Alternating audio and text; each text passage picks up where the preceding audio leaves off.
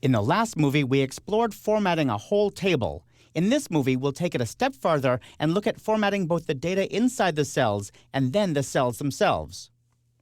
I'll press Command 2 or Control 2, and I'd like to format the cells in this header. To do that, I need the Type tool. So I'll double-click inside the table. That switches to the Type tool automatically, and now I can select all of those cells in that row by clicking to the left of the row where I have that little black arrow. The first thing I'm going to do is change the font. I can do that in the Control panel. I'll change the font here to Myriad Pro, and let's change this to bold. Notice that because I made a change with a number of cells selected, that change is made in all the cells. We should probably make this a little bit smaller. That looks pretty good. Let's go ahead and center it. Now let's make the cells a different fill color. Right now, if I click off here, you can see that it's just white. So I'm going to select all those cells again and fill them here in the Control panel with a color. Let's choose this orange color. Looks good. We can't see the orange color right now because the cells are selected, so we actually see the inverse of the orange color, but I know that it really is orange. Now I want to change the text color to white. I can't change the text color inside the Control panel. For that, I need the Swatches panel over here, because I need that little T icon. The formatting affects text, not the cells. I'll click on that, then click on Paper, and we can see that, again, it's inverted, but it is white on orange. In fact, why don't I click out here, and you can see, yes, it really is white on orange. We've formatted the text inside the cells, and we've given it a different fill color. Now I want to turn my attention to the strokes. I see those white strokes in the columns, and I don't like those. I don't like that black line underneath it either. How do we get rid of those? Well, once again, I'm going to select the entire row, and then I'm going to pay attention to this weird-looking icon in the Control panel. When it comes to formatting tables, it's really important that you understand what this icon represents. Each of these blue lines represents one of the strokes inside the current selection. The bottom and top lines represent the bottom and top lines or strokes in the current selection, not the table, just the selection. Same thing with left and right. Those represent the strokes on the far left side of the selection and the far right side of the selection. This line in the middle indicates that there are center column strokes.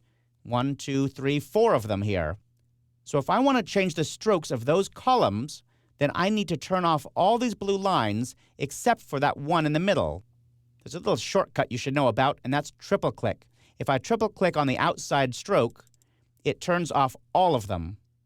Now I can just click on the one in the middle. Right now I can see that this stroke is set to white, so I'm going to change that to none. The column stroke went away. Now I'll turn that blue line off and turn the one on at the bottom. That represents the bottom stroke, remember? I'll set that to none as well. This time I'll do it in the Swatches panel. I'll click the tab on the Swatches panel to make that go away, then click out here, and we can see that the strokes disappeared. I like it. Now I'm going to format this cell at the very bottom, this Drawing and Applied Arts. It's a merged cell. It goes all the way across the whole table, but I want to make it a little bit more attractive because this is a section opener. So I'm going to do some of the same things I did before. I'll change the color. This time I want this to be kind of a dark blue. I'll change the text inside of it to white, because I like that reversed out effect. I'm going to change that font to Myriad Pro Bold again. Let's make it a little bit bigger. And I'll click out here and see how it looks. I didn't get quite the solid blue I expected. I'll select that one more time, and I can see that in the Swatches panel, the tint field at the top was set to 15%. Not sure why that happened, but we can fix it. Set it to 100%. Let's close the Swatches panel and click out. Because it's a section start, I want it to be even bigger, taller than it currently is. So I'll select that cell, and up at the right side of the Control panel, I'm going to change the height of this to be exactly something bigger. Let's say 30 points.